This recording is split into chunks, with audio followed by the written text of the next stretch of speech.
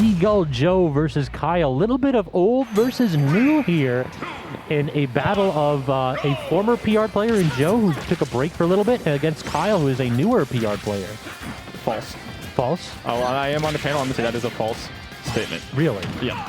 But see, one thing you mentioned, Seagull, former PR, definitely was on a break for a while. Got a child, because, you kind of forget real life exists. Also, that was a great spacing from Kyle. You grabbed the absolute sweet spot on that upbeat. Agreed. Yeah, Joe's really good at catching 2 frames and the like, but the problem is if you are on point, as Kyle was right there, then you have to overcommit a little bit to that down tilt. Yeah. And Kyle's definitely a player who's willing to risk safe punishes to go for something that is higher risk, higher reward. Agreed. That uppy, I'm surprised that clipped at that high of a percent. Good parry on the dash attack, and what's the shield pressure? No, Joe just going to go ahead and jump over Kyle, basically present that back air as a threat. Kyle had to wait. He just moved forward a little bit too late to try to get the punish off. I love that. Joe's one of the few Palus that still uses jab 1, and it just makes me so happy when he catches things on that. Yeah, and there we go, the F tilt, they're going to take it. Palu's tilt's kind of not the greatest. No, but they all have their purposes. They all have their purposes. Yeah, down tilt is not something that you'd ever throw at neutral, but good God, it's a 2 frame. Yeah, and then you have up tilt, which once again, you really wouldn't... Under platform, that's it. Yeah, under platform maybe. But then you also have the fact that it's dragged down nair combos into it, and it became a kill move in an update. They nerfed it. They nerfed nair in the same update they buffed up tilt, but by nerfing nair, they also allowed it to combo better. True. Yeah, I remember that update. And F tilt just kind of catches air dodges too. It lingers for a while. But there you go. You see the F tilt, they're going to take it. I love that empty short hop from Kyle. Set that up too. Oh yeah. And you see once again, Kyle is trying to get away from that. Ooh, he didn't. Yeah, he fast fell a little bit too much and not the height he needs. He just has to go ahead and walk the line right there at edge, because Joe has so many options to intercept that up B that if he guesses wrong and if he's not perfect with his positioning, it's an easy kill for Joe. Oh. Crouching. The landing is gonna landing's gonna right underneath the automatical, but what's that back hit in nair? Yeah, it's like an RAR nair. What odd option right there from Kyle. Oh, I hate it. I hate seeing any hitbox lose out to the dash attack, because you can still see the hitbox. Like you see the hit animation. Yeah, it's like you hit me, but no, yeah. No, that's like that grade school tag tack. It's like, no, you didn't touch me. God. Yeah, there's so many nice particles in this game. A lot of people don't realize it, because there's also the particles if you get your jump taken. A lot of people don't know about that somehow. There's the DI particles, and then there's the explosive particles that Seagull Joe's throwing out right there. Exactly. This is the confetti particles. A healthy 2-stock right there for Joe. It felt like Kyle could hang around in neutral, but just the disadvantage state was just awful in that matchup. Yeah. That's just Palu in general. Palu is still a very good character. I don't know what people talk about when they talk about, oh, she got gutted. No, Seagull. She's still a top 10 character. Easily. And Chrom has always been a debatable where he plays exactly. We know he's obviously on the upper end of the character roster. Definitely. I think he's top 20 free. I think that Roy's a little bit better, but not enough to make this character invalid at all. Yeah. I can agree with that one right there. I think, what was it? Cola said that Roy's top 15, and I think that's about right. He's not one of the meta statement. Yeah. Oh, that F smash hit. But hey, that's 46%. That's damage. That is why you do not DI in against this character. Yeah. It's so silly the things you can do if you don't want to take edge. Just be unselfish, take edge, and then reset the situation. See the jabs coming out. Oh, and great F tilt. Great parry, and are you going to die for that? That back here, not quite enough. Good DI from Joe too. Yeah, you see the weak dash attack coming out. I'm still involved. Yeah, they're both of them just standing around waiting for the first move, and we saw the Seagull caught the spot dodge. Well, not even the spot dodge. Kyle was out of that spot dodge animation for a while. There we go, that backer coming out at the side of the stage. Kyle's run off there into suicide. That's so unfortunate for Kyle. I like the pressure option, but unable to make anything out of it. Yeah, both these players are willing to stand and shield for a while. We've seen this a few times where they just look at each other and shield, because neither of them really wants to make the first move. They both know that they legitimately be put into a state where they just die. Even aggressive characters like Chrom, shield's still their best button. It's just such a good, safe option. And dash grabs are so like laggy in this game that you have to like really commit if you want to grab them. Speaking of bad things like grab, did you see that grab? Yeah, just whip directly in front of him. That's one of the new like things where you can't grab the shield, you have to grab the body. Yeah, I hate that change. I like that. Yeah. I'm a big fan of that. So I think, you know, you shouldn't be able to grab his shield. You should have to be grabbing. It's true, but skinny characters benefit so much from that, though. Yeah, you're telling me. Laughs and we fit. Exactly. But you just mentioned dash grabs. Dash grabs are terrible in this game. I'm not sure. Yeah. There's like no character has a good dash grab except like Inkling. Heavies. K-Roll. K-Roll dash grab is phenomenal. Do they have good dash grab? I don't. I will show you the frame data on it. It is silly characters.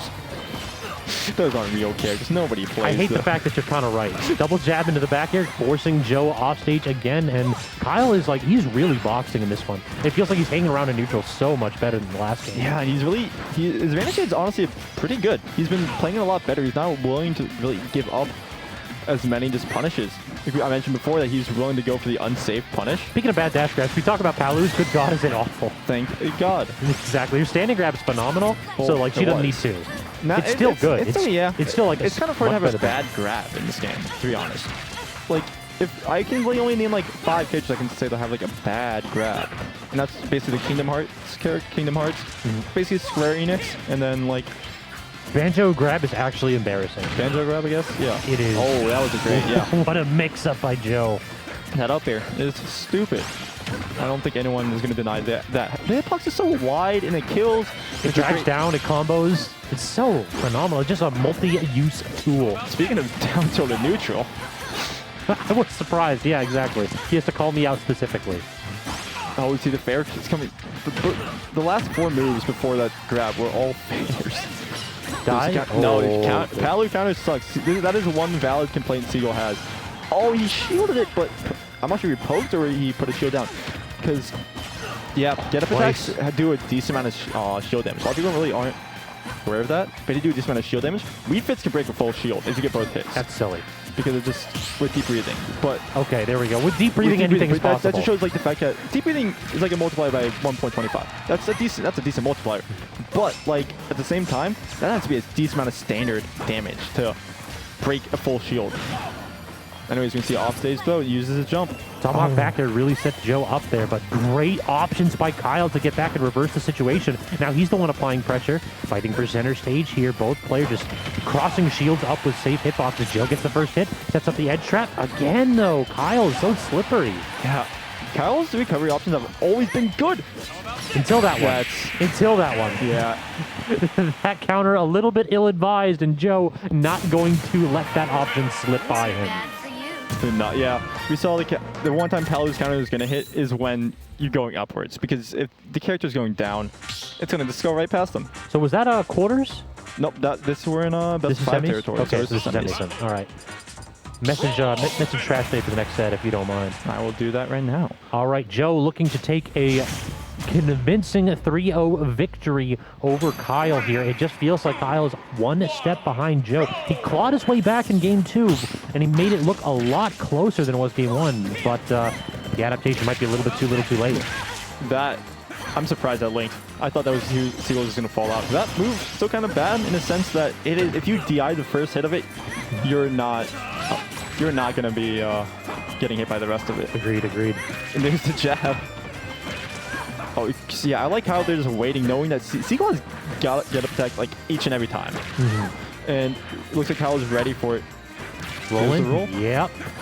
Kyle's willing to wait. Doesn't really want to.